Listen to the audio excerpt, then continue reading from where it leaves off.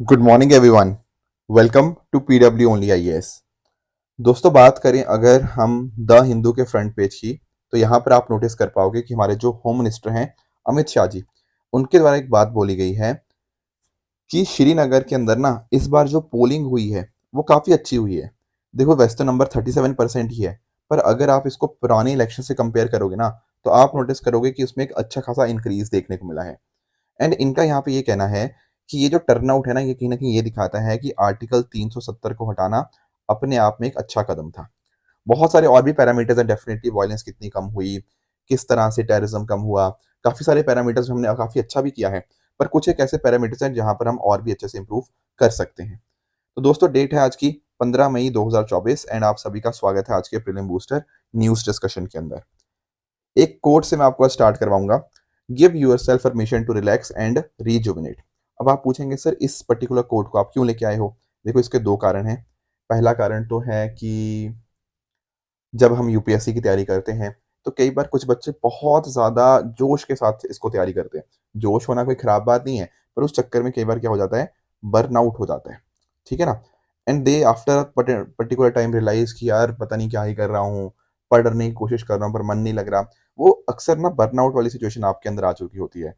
तो समय समय के ऊपर इट इज़ इम्पॉर्टेंट कि हाँ, आप पढ़ाई करें, बट साथ ही साथ थोड़ा टाइम आप अपने रिलैक्सेशन के लिए भी निकालें। तो ये तो पहला कारण था। सर दूसरा कारण क्या है?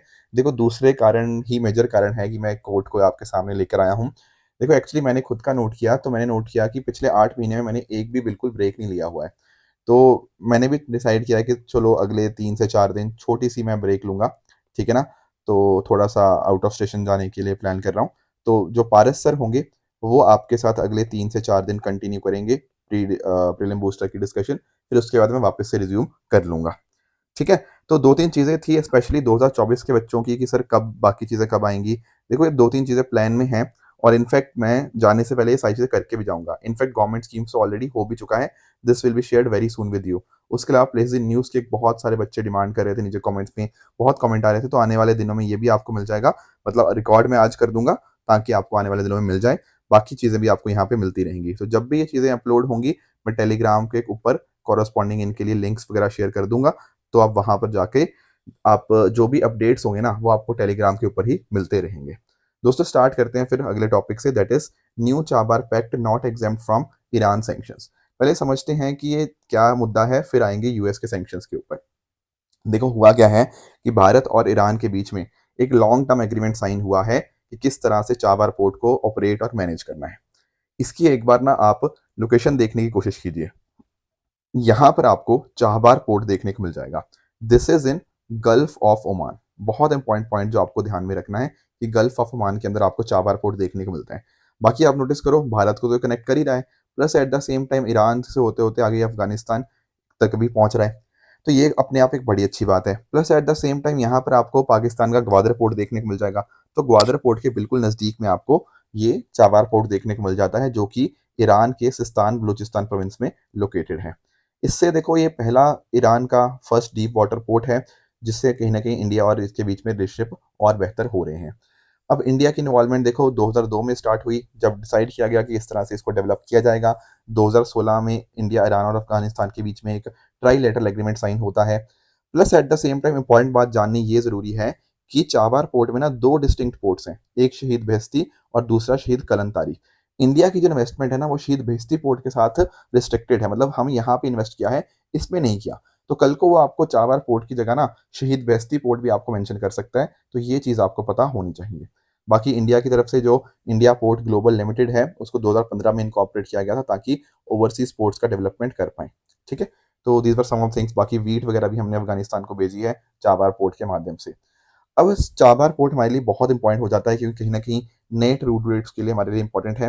जैसे यहाँ पर आप नोटिस कर पाओगे कि देखो, एक तो यार हम अगर कनेक्टिविटी चाहते हैं रशिया के साथ, यूरोप के साथ, तो बहुत सारे हमारे पास रूट्स हैं।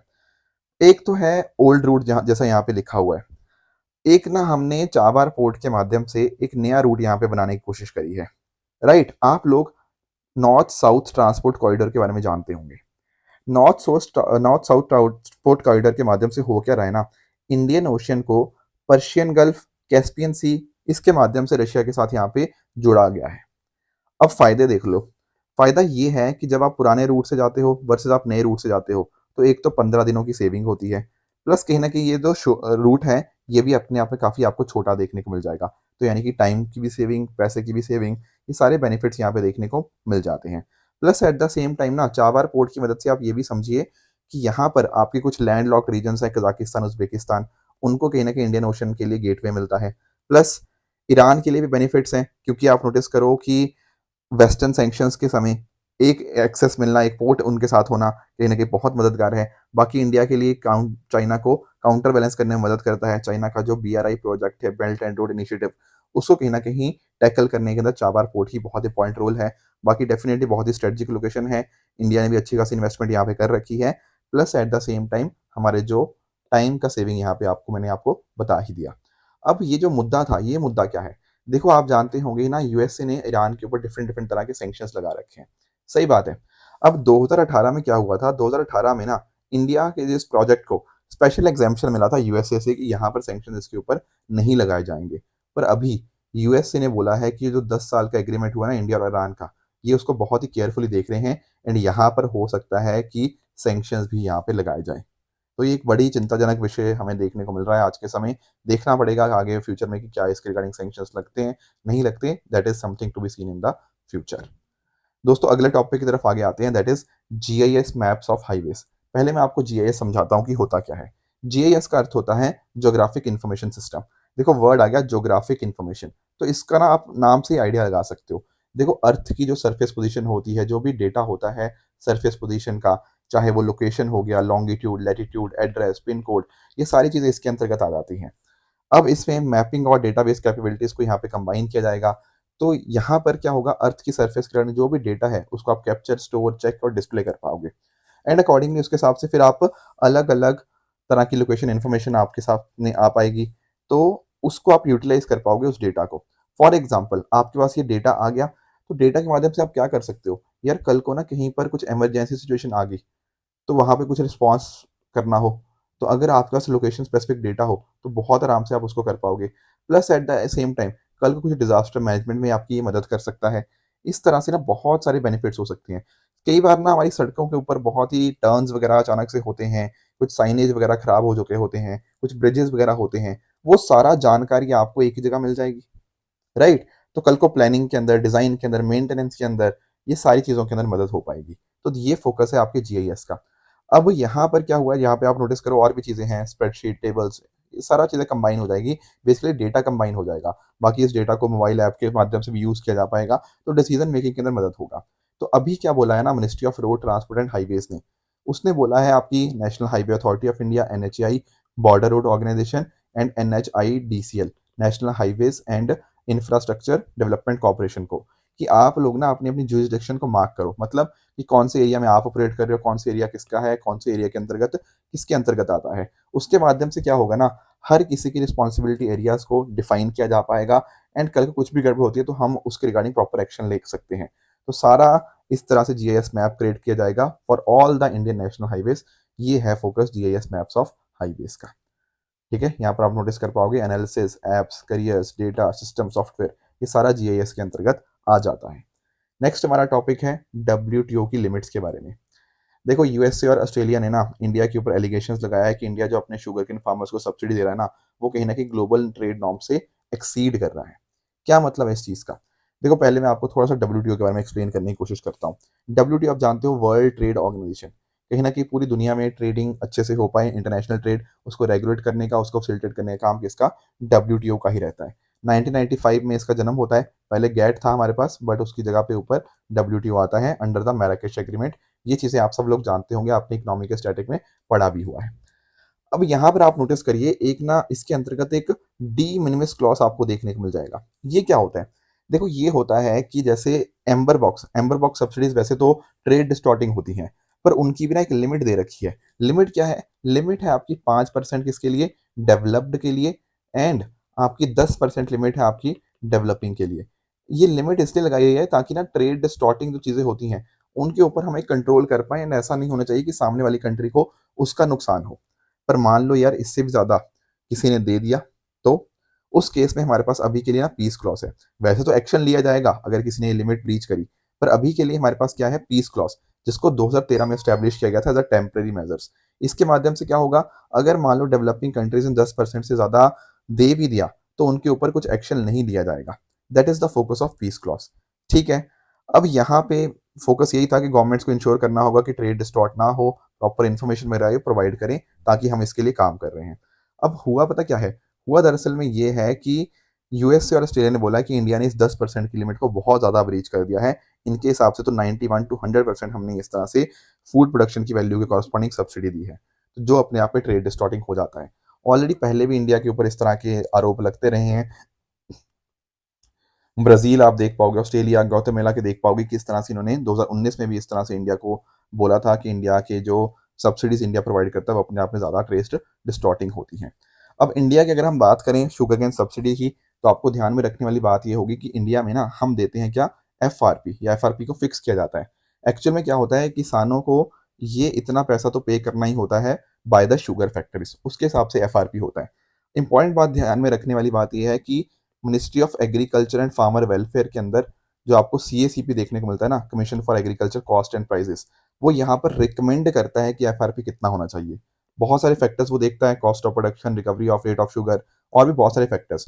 तो सीएसीपी ने रिकमेंड कर दिया, पर जो फाइनल अप्रूवल होता है वो cabinet committee on economic affairs के द्वारा दिया जाता है कि एफआरपी आखिर कितना होना चाहिए। और साथ ही साथ जो department of food and public distribution है वो इसके रिगार्डिंग पॉलिसीज एंड रेगुलेशंस करता है for the sugar sector. I hope sugar क्या होता है, शुगर केन सब्सिडी कैसे आती है, एंड डब्ल्यूटीओ के रिगार्डिंग क्या इश्यूज हैं, ये सारे आप समझ गए होंगे। दोस्तों अगला हमारा टॉपिक है छोटा सा बिल्कुल, जीनो ट्रांसप्लांटेशन के रिगार्डिंग। देखो अभी क्या हुआ था ना, थोड़े टाइम पहले एक पर्सन था, उस पर्सन के अंदर ना पिग की एक किडनी ट्रांसप्लांट करी गई थी, राइट। पर हुआ क्या है, कहीं ना कहीं इस पर्सन की अभी डेथ हो गई है। अब एक्चुअल में आप नोटिस करो यार कि मतलब आप नोटिस करो इस चीज़ को कि एक पर्सन को मान लो किडनी की ज़रूरत है, पर कहीं ना कहीं उसको मान लो किसी पर्सन की किडनी मिल नहीं रही, हो सकता है ऑर्गन की शॉर्टेज हो। तो ऐसे केस में ना हम दूसरे अगर किसी और एनिमल की किडनी लगाने की कोशिश करेंगे या कोई और बॉडी पार्ट लगाने की कोशिश करेंगे, ऐसे टर्म को बोलते हैं हम जीनो ट्रांसप्लांटेशन।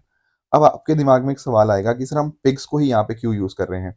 देखो इसका कुछ कारण है। फॉर एग्जाम्पल पिग्स को देखो मॉडिफाई करना जेनेटिकली थोड़ा आसान रहता है, वो ब्रीड बेटर करते हैं, right. And plus at the same time इंसानों को इन्फेक्शन कॉज करने की जो उनकी पोटेंशियल होता है वो भी अपने आप कम होता है। Plus at the same time जो एक पिग का ऑर्गन होता है, बॉडी ऑर्गन, वो कहीं ना कहीं ह्यूमंस के बिल्कुल सिमिलर ही हमें देखने को मिल जाएगा।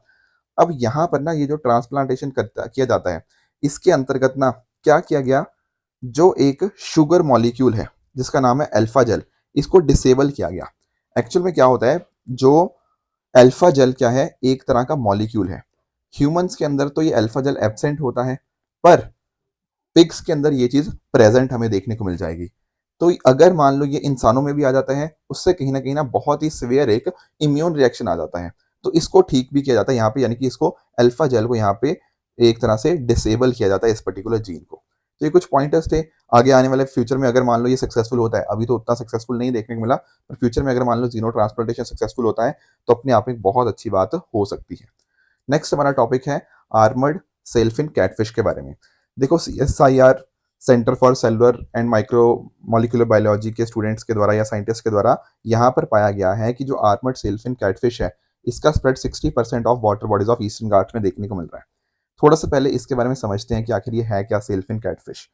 देखो इसके अलग अलग नाम हैं, जैसे फॉर एग्जाम्पल इसको राक्षसी डेविल फिश के नाम से भी इंडिया में जाना जाता है। अब एक्चुअल में इस नाम से राक्षसी आप समझ गए होंगे, डेविल फिश के नाम से समझ गए होंगे कि क्यों ऐसा कहा जाता है। मैं आपको थोड़ा एक्सप्लेन करता हूँ। एक्चुअल में ना ये एक तरह की इन्वेजिव स्पीशीज है। इसको लाया तो गया था क्योंकि देखने में अच्छी लगती है as an ornamental fish trade, पर इसने बहुत सारी लोकल बायोडाइवर्सिटी को थ्रेटन में डाल दिया है। फॉर एग्जाम्पल फूड वेब को ऑल्टर कर दिया, कहीं ना कहीं कॉम्पिटिशन की वजह से दूसरी फिशेज को उतना खाना नहीं मिल पाता, टर्डिबिलिटी इंक्रीज हो चुकी है। तो यानी कि ना लोकल बायोडाइवर्सिटी को इसने बहुत हाई लेवल के ऊपर थ्रेटन कर रखा है। Plus at the same time जो फिशिंग नेट्स होते हैं उनको भी थ्रेट है। पता है क्यों? क्योंकि इनकी जो बॉडी होती है ना, उनके ऊपर आपको स्पाइंस देखने को मिल जाएंगे। स्पाइंस देखने को मिलते हैं तो कहीं ना कहीं जो फिशिंग नेट्स होते हैं वो अपने आप में टूट जाते हैं, वो खराब हो जाते हैं। प्लस फिशरमैन को भी कई बार इसने बहुत बार इंजरीज दी हैं। साथ ही साथ इसकी कोई कमर्शियल वैल्यू भी नहीं है। तो आप नोटिस कर पाओगे कि जो लोकल लोग होंगे वो तो इसको राक्षसी या फिर डेविल फिश बोलेंगे ही बोलेंगे, plus at the same time अपने आप को खुद ये बहुत लंबे टाइम तक सर्वाइव कर लेती है, इवन ऑक्सीजन डिप्राइव कंडीशंस के अंदर भी सर्वाइव कर लेती है, लैंड के ऊपर भी नेविगेट कर सकती है। इतनी सारी इसकी हैवी पोटेंशियल है जीने का कि लोकल लोग इससे बहुत ज़्यादा तंग आ गए हैं, क्योंकि इसने लोकल बायोडाइवर्सिटी को बहुत खराब कर रखा है। और जैसे मैं अभी कह रहा था, ईस्टर्न घाट्स की 60% वाटर बॉडीज में अभी आपको ये स्प्रेड देखने को मिल जाएगा इसका। साथ ही साथ अगर हम बात करें तो वेनेजुएला दरअसल में ना, जो वहाँ का ओरिनोको रिवर बेसिन है, वो इसका नेटिव हैबिटेट है। बहुत सारी चीज़ों के ऊपर ये फीड कर सकती है। मेन सबस्ट्रेट हो गया आपका, बेंथिक एल्गी हो गया, एक्वेटिक वीड्स, वॉर्म्स, इंसेक्ट लार्वे, इन सभी चीज़ों के ऊपर वो फीड कर सकती है। Plus at the same time जो मेजर टेम्परेचर रेंज है वो 23 से 27 डिग्री ये देखने को मिल जाएगी। इट इज़ अ नॉकटर्नल, ठीक है। नॉकटर्नल मतलब रात के टाइम जो ज़्यादातर एक्टिव रहते हैं, और ये ट्रॉपिकल आपको फिश देखने को मिल जाएगी। तो these were some of the points जो आपको आर्मर्ड सेलफिन कैटफिश के बारे में पता होने चाहिए। दोस्तों कल मैंने आपको एबे रीजन के बारे में पूछा था, ठीक है ना। काफ़ी बच्चों ने इसका सही जवाब भी दिया, जीत की यूपीएससी, नैन्सी क्वीन, इन सभी ने यहाँ पे बिल्कुल सही जवाब भी दिया है। देखो जब हम बात करते हैं ना एबे रीजन की, तो आपको ध्यान में रखना होगा कि रीजन रहा किसके बीच में, सूडान एंड साउथ सूडान के बीच में। अब ओवर द टाइम यहाँ पे दोनों के बीच में बहुत ही बड़ा कंटेंशियस इशू रहा है, राइट। बहुत बार केवल क्लैशेस यहाँ पे देखने को मिल जाती हैं। इंडिया ने ऐसे समय के ऊपर ना ऑल वुमेन कंटिजेंट सूडान के एबे रीजन के अंदर डिप्लॉय किया है as a part of its peacekeeping mission. आप जानते होंगे ना कि यूएन का पीस कीपिंग फोर्सेस जो होती हैं, उनको हम जानते हैं ब्लू हेलमेट्स के नाम से, राइट। कई बार मैंने आपको इस तरह से बताया भी हुआ है ब्लू हेलमेट्स के बारे में। तो ये फोकस करते हैं कि दुनिया भर में stability, security and peace process को कैसे हम एस्टेब्लिश कर सकते हैं, जहां पर भी ऐसी कुछ सिचुएशंस होती हैं। इंपॉर्टेंट बात आपको ध्यान में रखने वाली बात यह है कि ये गोली का इस्तेमाल या फिर उसका इस्तेमाल नहीं कर सकते accept in cases of self defence, ठीक है ना। तो इनका फोकस ये रहता है कि कैसे उस जगह के ऊपर पीस को एस्टेब्लिश कर पाए। तो ये लोकेशन एबे रीजन की ध्यान में रखनी है, सूडान एंड साउथ सूडान के बीच में, राइट। आज का आपका होमवर्क रहेगा हाइफा पोर्ट के बारे में। इसका आंसर भी आप मुझे नीचे कमेंट्स में बता सकते हो कि कहाँ पर आपको देखने को मिलता है। साथ ही साथ ट्रू एंड फॉल्स के अंदर आपके लिए कुछ मैं आपको होमवर्क दे रहा हूँ, जिनका मुझे आप कमेंट्स में आंसर बता सकते हो, इनमें से कौन सा ट्रू है, कौन सा फॉल्स है। कल मैंने आपको कुछ होमवर्क दिया था, जैसे सुनाई रोपाई वाइल्ड लाइफ सेंचुरी, तो ये आपको असम के अंदर देखने को मिल जाएगी। तो पहला स्टेटमेंट आपके लिए हो जाएगा इनकरेक्ट। एनजीटी की बात करें तो नहीं, NGT principle of natural justice के ऊपर काम करता है and it is not bound by this code of civil procedure. तो सेकंड इज इनकरेक्ट। थर्ड की बात करें, डिजी लॉकर ये कह रहा है कि मीटी का इनिशिएटिव है अंडर डिजिटल इंडिया प्रोग्राम, ये बात ठीक है। और ऑरास की बात करें तो ये बात भी मैंने आपको बहुत अच्छे से डायग्राम से एक्सप्लेन करी थी कि कैसे ये चीज़ इसके रिगार्डिंग वर्क करती है। ओलियंडर की बात करें तो ओलियंडर के कुछ नुकसान भी थे, बट कुछ एक फायदे भी थे। तो ये पांचवा स्टेटमेंट भी आपका सही हो जाएगा। कल मैंने आपको कुछ होमवर्क भी दिया था मणिपुरी संकीर्तना के बारे में। तो देखो ये जो क्वेश्चन है ना, इससे सीखने को भी हमें यही मिलता है कि पहली बात तो जब भी आप ओनली वर्ड पढ़ो, थोड़ा ध्यान से पढ़ो, ठीक है। तो यहाँ पर अगर हम बात करें ना मणिपुरी संकीर्तना के साथ, तो यहाँ पर केवल सिंबल्स नहीं बट ड्रम्स वगैरह भी यूज अच्छे खासे किए जाते हैं। तो सेकंड गलत हो जाएगा। Plus song and dance definitely दोनों परफॉर्म होते हैं। तीसरी चीज जो मैंने आपको और अच्छे से जानने के लिए कहा था कि जब भी आप किसी डांस को या किसी भी चीज को पढ़ो, तो देखो वो किस चीज के साथ लिंक्ड है, किस भगवान के साथ लिंक्ड है। तो बिल्कुल यार ये वैष्णवाइट कम्युनिटी के साथ ही लिंक्ड है। तो तीसरा आपका भी यहाँ पे करेक्ट स्टेटमेंट बन जाएगा। तो option number B 1 and 3 only is the right answer. तो इस तरह से कोई डांस या कुछ भी है, कोई भी ऐसे आप चीज़ पढ़ो, कोई सिंगिंग के बारे में पढ़ो, तो आपको ध्यान में रखना है कि यार वो कहाँ से बिलोंग करती है, किसकी लाइफ के बारे में वहाँ पे बताया गया है, किस तरह की चीज़ें वहाँ पे परफॉर्म करी जाती हैं। अगर ये कुछ मेजर फैक्टर्स आपके दिमाग में होंगे ना, तो आप क्वेश्चंस को आराम से कर पाओगे। दूसरा आपका होमवर्क दिया गया था एवोल्यूशन ऑफ ऑर्गेनिजम्स के बारे में। तो बिल्कुल देखो यहाँ पर भी आप समझो, एक तो ये कह रहा है कि माइट हैव इन्फ्लुएंस्ड, हो सकता है किया हो। तो डेफिनेटली देखो यार, जब हम बात करते हैं कॉन्टिनेंटल ड्रिफ्ट की, आप जानते हो जैसे जैसे कॉन्टिनेंटल ड्रिफ्ट हुए होंगे, उसके साथ ही साथ ऑर्गेनिजम्स का एवोल्यूशन भी चेंज हुआ होगा, बीच में पानी वगैरह भी हमें देखने को मिला है। तो that is also important. Plus at the same time जो सेकंड है आपका ग्लेशियल साइकिल्स, इसने भी डेफिनेटली इंपैक्ट किया ही होगा। बहुत बार बच्चे ना बहुत ज़्यादा सोचने के चक्कर में कई बार ऐसे क्वेश्चंस को गलत कर सकते हैं, पर ये काफ़ी इजी क्वेश्चंस हैं। गिवन द फैक्ट अगर आप चीज़ों को लॉजिकली सोचो, तो इसका आंसर बनेगा ऑप्शन सी बोथ 1 and 2। आज मैं पीवाईक्यू का आपको होमवर्क नहीं दे रहा, क्योंकि अगले 3-4 दिन में डिस्कस नहीं कर पाऊंगा आपके साथ। यही आपके लिए होमवर्क था जो बाकी चीज़ें बताई। तो इसी तरह से आप भी अपने एंड पे अच्छे से पढ़ते रहिए। अगर आपको इसकी पीडीएफ चाहिए तो आप हमारे Telegram channel PW only IAS official जाके इसकी पीडीएफ डाउनलोड कर सकते हो, अपनी प्रेपरेशन को और भी बेहतर बना सकते हो। Thank you very much for the discussion.